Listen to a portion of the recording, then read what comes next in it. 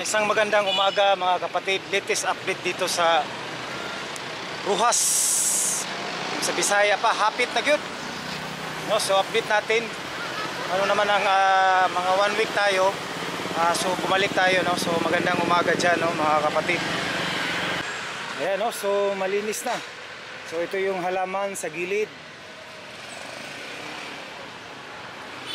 Ayan, so itong nakikita natin na ayan, tinatakpan ng ilaw yan.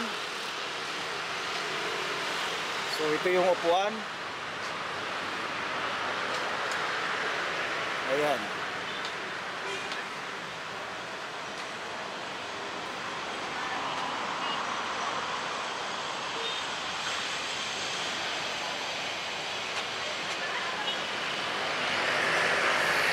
So dito sa gilid ng itong bakal na ito, yung parang bakod. Ayan, o, ito yung mga bulak nakabox. Saka ayan, may punong kahoy silang tinatanim na bago para talagang nagbibigay ng katulad nito, ano, nagbibigay ng sa init. Ayan, so parang tapos na sila. Abangan natin this month, baka matapos na ito or next month. Ayan, so may exercise dito, maganda rin sa umaga dito.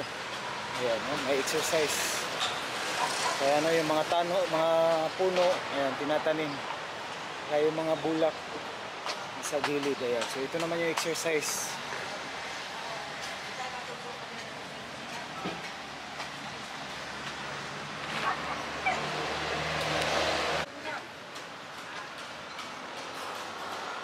Ayan.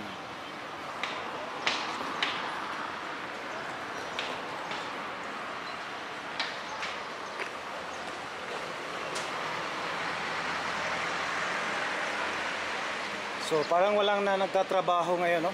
So parang palinis na sila.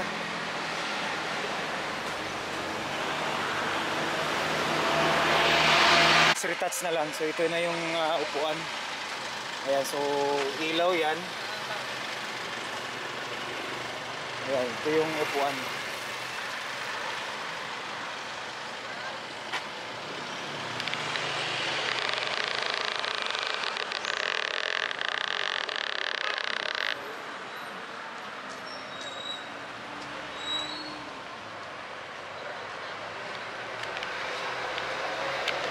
So ito na yung ngayon dito. Nindot na siya. So yan, naglilinis na sila. So yan, mga bulaklak. Area, maraming puno dito, no. So ayan. Talagang napakalamig, no, pag may puno. So pwede pala ito daanan dito. So akala ko parang so pwede magdaan dito. Ayan. Malamig siya dito.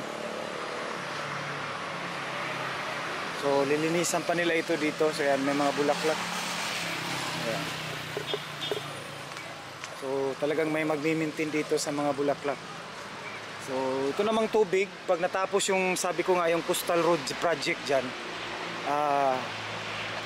talagang yung flow ng water diretso yan. Kasi ngayon naka-stack up pa ngayon doon, hindi pa siya doon na open. Parang temporary lang yung dumadaan na tubig doon kasi yung dalawang drainage box culvert ginagawa pa siya. So ayan. So abangan natin yung mga ilaw nito pag napailaw na ito. Talagang napakaganda sa gabi ito. So dati ito yung mga ilaw na ginagamit. So ngayon retouching na lang sila, cleaning. Abangan natin kung kailan talaga mag-open dito. Dito na. Dito yung design.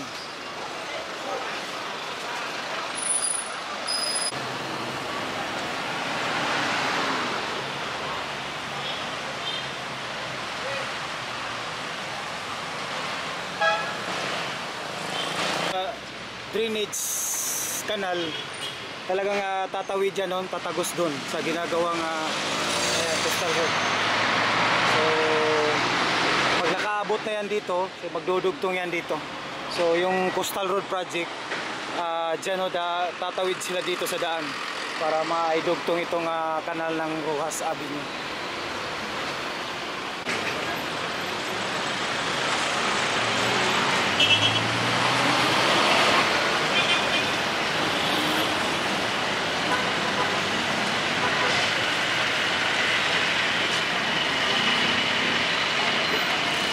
Dudugtong sa Rojas. Ayan o, nakikita natin. Yan ang harap yung kanina, yung pasa picture natin. So kaya bali magdudugtong yan dyan, no? Tatawid itong project na ito, itong box culvert. So, kaya yung tubig doon, stagnant pa, hindi siya makaka-flow. Kasi yun nga, wala pa silang daanan, no? Actually ito yung sa ilalim, galing ito sa doon sa Rojas. So ito, parang dinivert lang dito yung tubig, pero wala pala talagang talagang diretso na malaki na daanan. So ito yung drainage box culvert, bali dalawang set na gagawin dito. So mangyayari dito one day, magiging parang Times Beach na ito dito, no? So ito yung rotondas doon sa unahan, then may exit